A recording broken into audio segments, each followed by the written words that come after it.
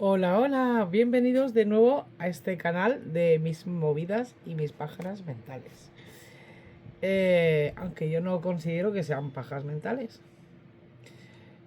Hoy, pero eso sí, mi distintivo va a ser mi moño pantojero. Perdón. Hoy vengo a hablar sobre el tema de la cultura de la cancelación. ¿Consecuencias o es un linchamiento digital?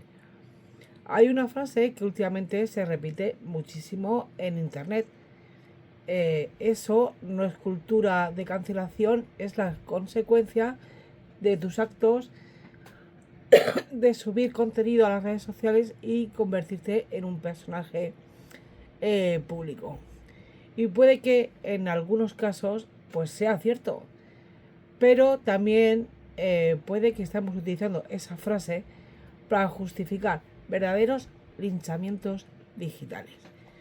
Porque una cosa es exigir responsabilidades y otra muy diferente es organizar una persecución pública contra una persona hasta conseguir que pierda su trabajo, sus amistades, su reputación y en ocasiones hasta las ganas de seguir viviendo con normalidad.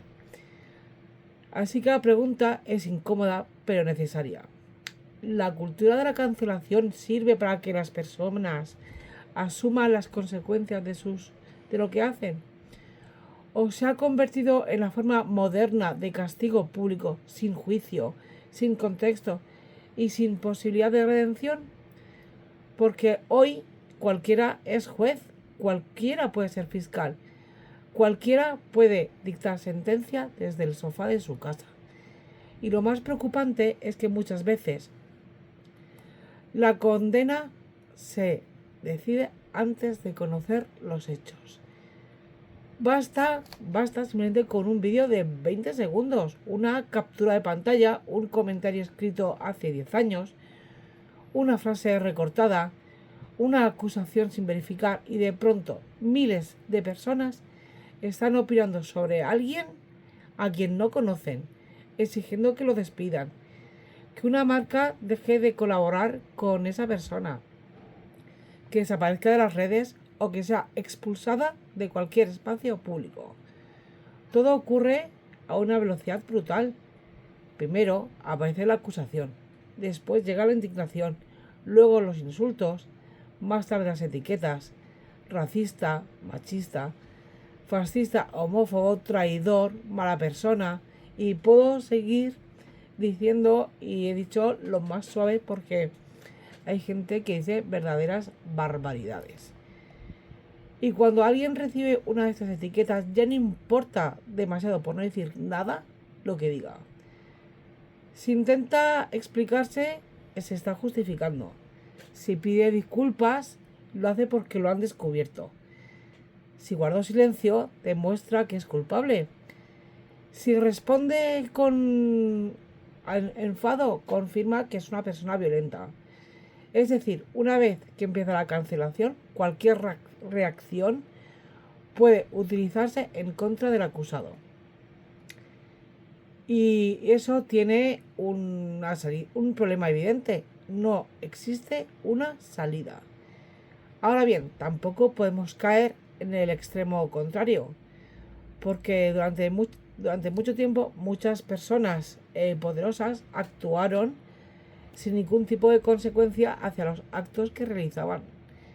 Empresarios, políticos, artistas, periodistas o personajes famosos podían humillar, acosar, discriminar o abusar de su posición sin que nadie les dijera nada. Las redes sociales han permitido que personas que antes no tenían voz puedan denunciar comportamientos injustos. Han servido para destapar casos reales, para presionar a instituciones que preferían mirar para otro lado, para demostrar que la fama, el dinero o el poder no debería convertir a nadie en intocable. Y eso es positivo. El problema no es denunciar.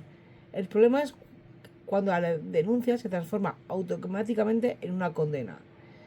Cuando dejamos de buscar la verdad y empezamos a buscar sangre porque las redes sociales no están diseñadas para analizar los hechos con calma.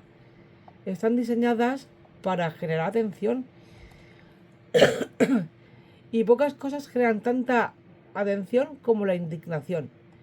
La indignación se comparte, la indignación recibe comentarios, la indignación crea bandos. Y cuando se forman bandos, la gente deja de analizar lo ocurrido y empieza a defender a su equipo. Ya no importa si la acusación está bien fundamentada, les da igual. Lo importante es demostrar que estás del lado correcto. Y aquí aparece uno de los grandes problemas de la cultura de la cancelación: la superioridad moral. Muchas personas no participan en estas campañas porque quieren ayudar a una víctima.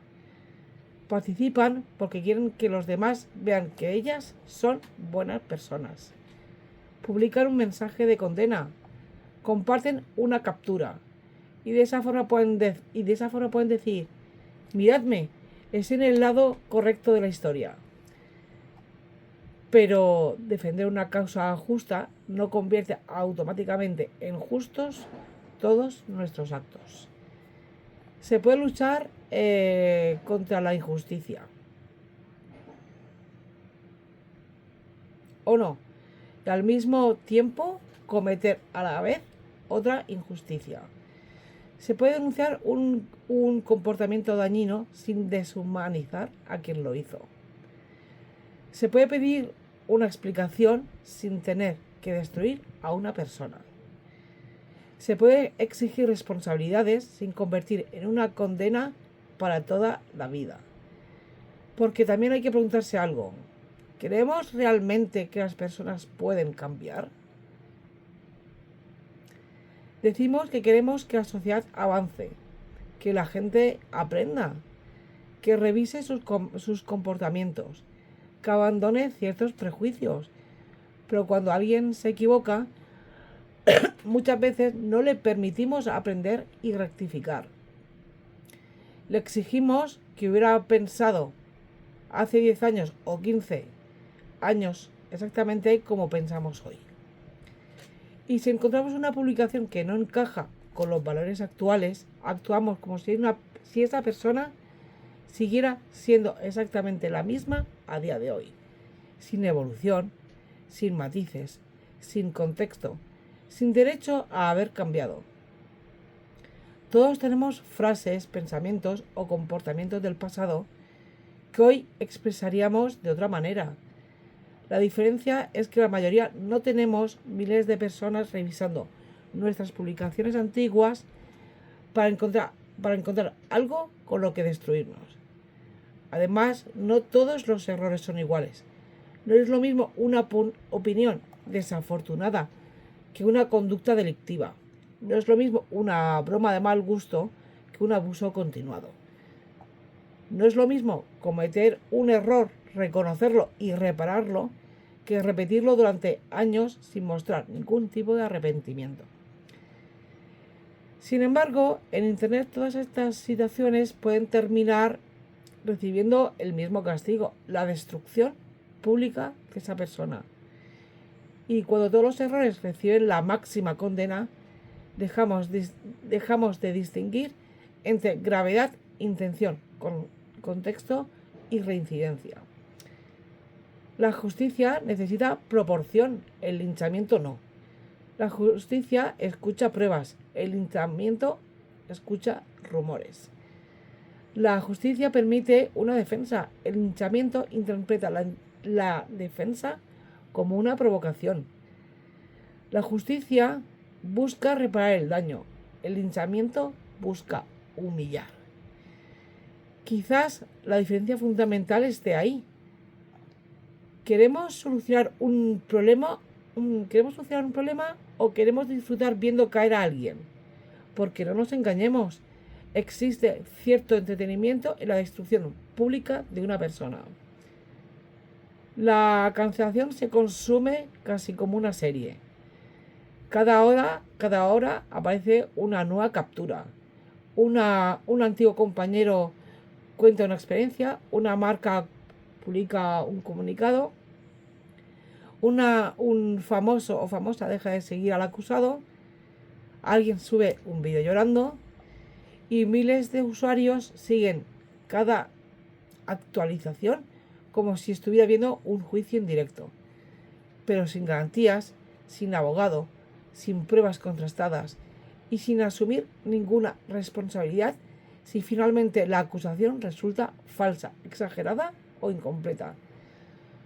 Porque cuando una persona es acusada, su nombre puede convertirse en tendencia en cuestión de horas. Pero si días después demuestras que parte de la historia era falsa, la rectificación apenas tiene alcance. La acusación corre. La verdad muchas veces va andando. Y aunque llegue, el daño ya está hecho. Y aquí también entran en juego las empresas. Muchas marcas presumen de valores, compromiso y responsabilidad social. Pero en cuanto surge una polémica, suelen actuar según el miedo. No investigan, no esperan, no preguntan. Publican un comunicado diciendo que rechazan cualquier comportamiento inapropiado y rompen la relación con la persona señalada. No necesariamente porque sepan lo que ha ocurrido, sino porque quieren evitar convertirse también en objeto de ese linchamiento. Las empresas no siempre actúan por principios, a menudo actúan por cálculo. Si mantener a una persona puede generar pérdidas, la apartan, aunque todavía no se haya demostrado absolutamente nada. Esto crea una situación muy peligrosa, porque una campaña coordinada en redes puede provocarse consecuencias reales sobre la vida laboral de alguien. Y eso significa que un grupo suficientemente numeroso o ruidoso puede presionar a una empresa para castigar a una persona sin necesidad de aportar pruebas concluyentes. ¿Significa esto que nadie debería perder su trabajo por lo que dice o hace? No. Hay conductas que pueden hacer incompatibles a una persona con un determinado puesto de trabajo, especialmente cuando afectan directamente a compañeros, clientes o responsabilidades profesionales. La libertad de expresión no significa que los demás estén obligados a contratarte, seguirte o comprarte o aplaudirte. Pero tampoco significa que cualquier comentario privado, antiguo o sacado de contexto deba provocar automáticamente la expulsión de la vida pública. La clave sería estar en la proporcionalidad. ¿Qué ocurrió realmente? ¿Existe una víctima concreta? ¿Qué daño se ha producido? ¿La acusación está demostrada? ¿La persona ha reconocido lo sucedido? ¿Ha pedido disculpas? ¿Ha intentado reparar el daño? ¿Es un hecho aislado o un comportamiento repetido? Estas preguntas son mucho menos emocionantes que un hashtag exigiendo la cancelación de alguien, pero son necesarias. Porque una sociedad madura no puede funcionar únicamente mediante impulsos emocionales. También existe otra consecuencia de la cultura de la cancelación, la autocensura.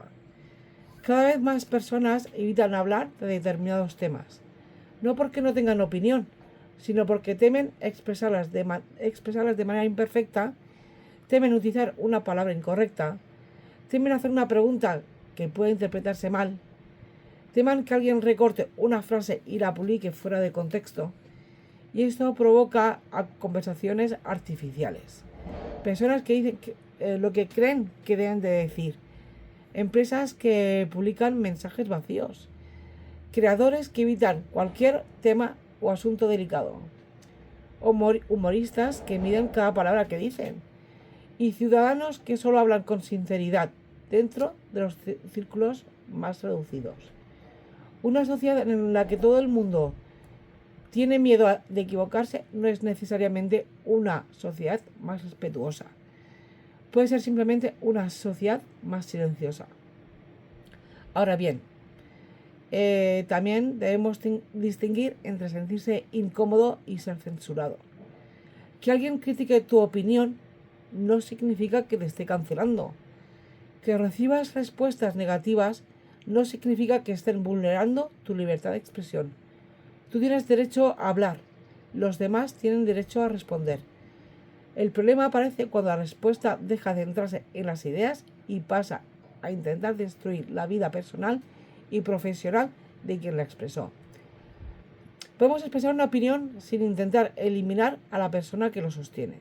Podemos decir, por ejemplo, eso que has dicho me parece absurdo, injusto o peligroso. Sin añadir, por tanto, nadie debería contratarte, hablar contigo ni permitir que participes en la sociedad. Las ideas se combaten con ideas, los delitos se investigan, los daños se reparan y los errores deberían permitir aprendizaje. Quizás deberíamos recuperar algo que Internet parece haber olvidado, la posibilidad de la duda. La duda no significa ponerse del lado del acusado, tampoco significa ignorar a quien denuncia. Significa reconocer que, antes de dictaminar sentencia, es necesario escuchar, comprobar y contextualizar. No creer ciegamente todo lo que aparece en una pantalla no es falta de empatía, es prudencia. Y la prudencia es especialmente importante cuando la reputación y la vida de una persona están en juego. Entonces, ¿existe la cultura de la cancelación? Por supuestísimo que sí, aunque a veces el término se utilice como una excusa para evitar críticas legítimas. Hay personas que llaman cancelación a cualquier consecuencia. Se quejan de que ya no pueden decir nada mientras participan en programas públicos. Publican libros, dan entrevistas y acumulan millones de seguidores. Esto no es estar cancelado, esto no es estar siendo criticado. Pero también existen campañas de acoso masivo, persecución laboral y destrucción reputacional que superan cualquier respuesta razonable. Y negar ese fenómeno también resulta peligroso. La solución no consiste en eliminar las consecuencias, tampoco en proteger a todo el mundo de cualquier crítica. La solución consiste en recuperar la proporción, el derecho, el contexto y el derecho a cambiar. Antes de participar en una campaña contra alguien, quizás deberías preguntarte: ¿sé realmente al 100% lo que ha ocurrido? ¿He visto la información completa? ¿El castigo que estoy pidiendo es proporcional a lo que ha hecho? ¿Estoy defendiendo a alguien o simplemente quiero sentirme moralmente superior? ¿Le permitirías a esta persona explicar, disculparse o reparar el daño? ¿Me gustaría que un error mío fuera juzgado de la misma manera? Porque hay multitud. Porque hoy la multitud puede estar de tu lado, pero mañana puede ser tú quien diga una frase torpe, comparta una opinión impopular o aparezca en un vídeo sin contexto. Y entonces quizás descubras que una multitud indignada no busca justicia, busca un culpable. La responsabilidad es necesaria, las consecuencias también. Pero una sociedad que no permite el perdón, el aprendizaje ni la redención termina convirtiendo cada error en una condena permanente. Y eso no es justicia. Es miedo disfrazado de virtud. Así que la próxima vez que veamos a miles de personas exigiendo que alguien desaparezca, tal vez deberíamos detenernos unos segundos, no para defender lo indefendible, no para ignorar a las víctimas, sino para asegurarnos que mientras intentamos combatir una injusticia, no estamos construyendo otra. ¿Tú qué opinas? ¿La cultura de la cancelación ayuda a que las personas asuman responsabilidades o se ha convertido en un linchamiento digital? Te leo en comentarios y recuerda, debatir no consiste en conseguir que todo el mundo piense como tú. Consiste en ser capaz de escuchar sin intentar destruir a quien piensa diferente a ti. Nos vemos en el siguiente vídeo.